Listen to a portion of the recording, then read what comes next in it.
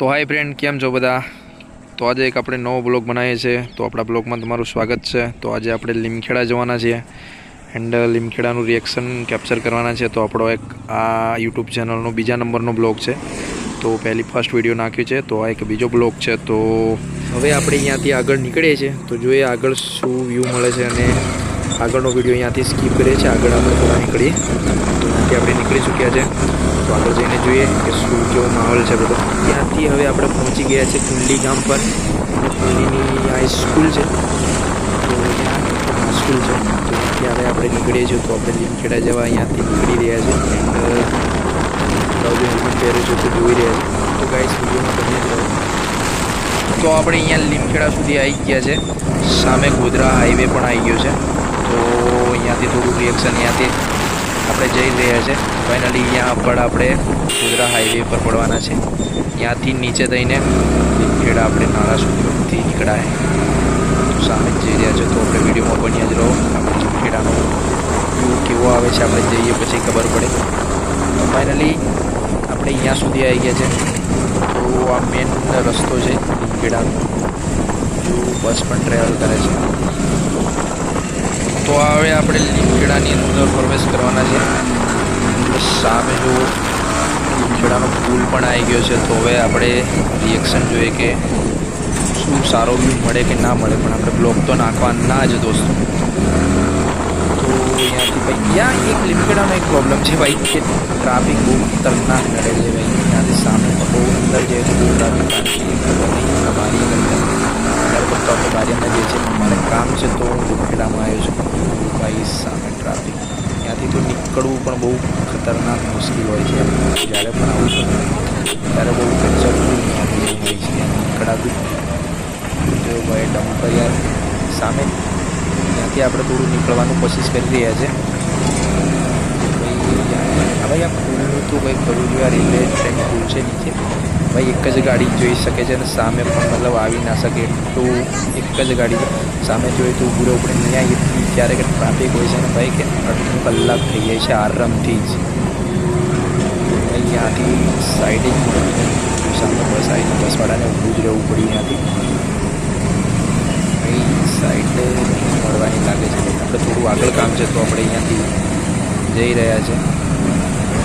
અહીંયા નીકળાય ભાઈ, નીકળી શકાય એવું પણ જગ્યા જ નહીં ભાઈ. શું કરીએ સામે પણ લાગે છે અહીંયાથી આપણે પૂછવાનું ભાઈ એ બીજી સાઈડ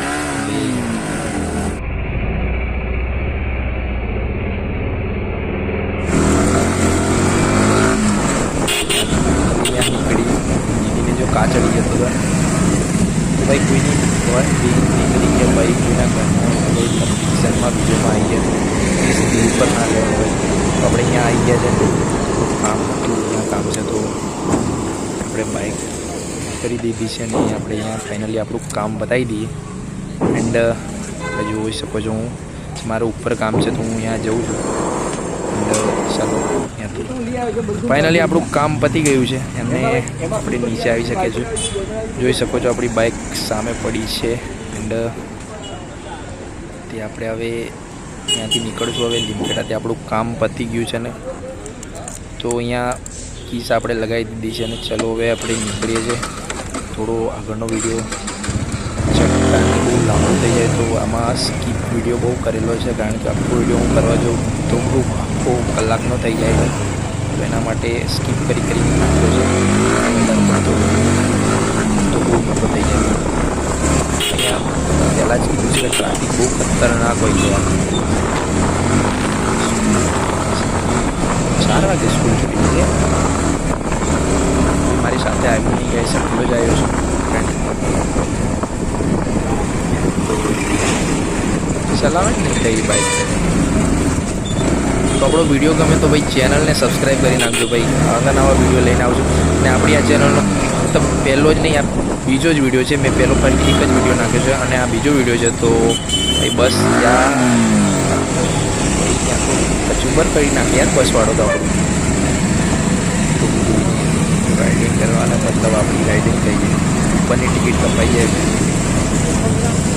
આને બદલો સરકાર મોદી સાહેબનું નિવેદન છે ભાઈ, આને કંઈ કારણ ત્યાં તો પછી એક સબ્જીવાળાને મતલબ એ અંદર બેસે તો એ અંદર બાકી એ હાથી થાય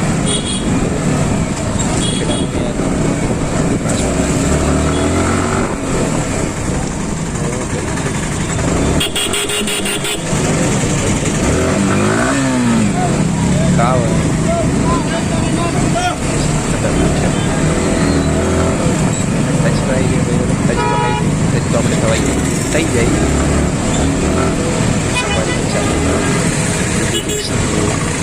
આદિવાસી આગળ જોઈએ થોડું ત્યાં જ બધી બસો હોય છે એટલે અહીંયા જ એક મોટું ટ્રાફિક હોય છે. પાછા આપણે વળી ગયા છીએ અહીંયાથી ખેડાથી તો ભાઈ પાછા આપણે પુલ પર આવી ગયા છે તો અહીંયાથી આપણે જવાનું છે પેટ્રોલ ભરાવા ટીલ બોલવામાં ભાઈ થાય છે એટલે મને બધું કોમ્પિટિશન નહીં કે બોલવાનું કે ભાઈ કઈ રીતે કહી શકીએ. ફાઇનલી આપણે અહીંયા સામે પેટ્રોલ પંપ છે તો અહીંયાથી આપણે પેટ્રોલ ભરાઈ લીધું છે બાઇકમાં ને અહીંયાથી નીકળી ગયા છે. તો હવે આપણે ઘરે જવા નીકળી ગયા છે અને આગળ જોઈએ છે શું માહોલ હોય છે ભાઈ આગળ જોઈએ તો આપણે અહીંયાથી પાછા જ્યાં આવ્યા હતા ત્યાંથી જ ભાઈ એ જ રસ્તા પર નીકળી ગયા છે. બીજો તો રસ્તો છે જ પણ નહીં ભાઈ. આગળ જોઈએ ભાઈ તો અહીંયાથી કુછ ફોન આવ્યો તો ઘરે કંઈક લઈ લઉં ભાઈ.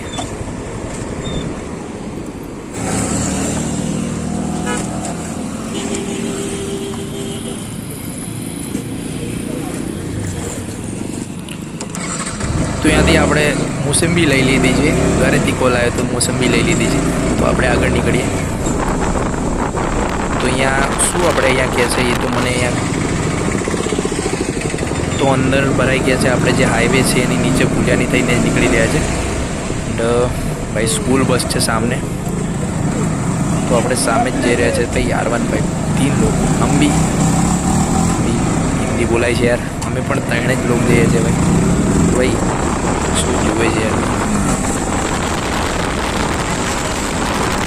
તો આ લોકો ભાઈ હાથ મિલાવવાની કોશિશ કરતા હતા ભાઈ સામે જ ઊભું રહેવાનું લગભગ કહેતા હતા પણ મારે ઘરેથી ફૂલ ઉતાવળ હતી એટલે હું ત્યાં ઊભો નહીં રહી શક્યો. અને મારે ત્યારે મેં આ જે વિડીયો બનાવ્યો હતો શૂટ કર્યો ત્યારે કોઈ ચેનલ પણ નથી એટલે મને ઊભું રહેવું કારણ કે કોઈ પૂછે તો ઊભું રહેવું એ સારું ના લાગ્યું કારણ કે કોઈ પૂછે તો હું શું જવાબ આપું એના માટે મેં ઊભો જ પણ નહીં રહ્યો ત્યાંથી. તો આપણે ત્યાંથી પણ હાઈવે પરથી નીકળી ગયા છે. સામે પણ આનું એક શું નામ છે પહેલાંય મેં કીધું તો મને ખબર જ નહીં. તો ભાઈ વિડીયો ગમે તો ચેનલને સબસ્ક્રાઈબ કરવાનું ભૂલતા નહીં. આપણે એક આવા નવા બ્લોગ લઈને આવતા જ રહીશું. અને ભાઈ નવી રીતે વિડીયો બનાવી રહ્યું છું અત્યારે હાલ એટલો બધો ખ્યાલ નથી આપણને વિડીયો બનાવવાનો તો ભાઈ સપોર્ટ કરી નાખજો ચેનલને સબસ્ક્રાઈબ કરી નાખજો. ને ભાઈ દેવગઢ બારિયાવાળા લીમખેડાવાળા પીપલોદવાળા કે આપણા ગોધરાવાળા ભાઈ પ્લીઝ સબસ્ક્રાઈબ કરી નાખજો કારણ કે આપણે અહીંયા બધી જ બાજુ બ્લોગ બનાવવાના છે. હવે મળીએ છીએ એક નવા બ્લોગમાં. ત્યાં સુધી બાય બાય.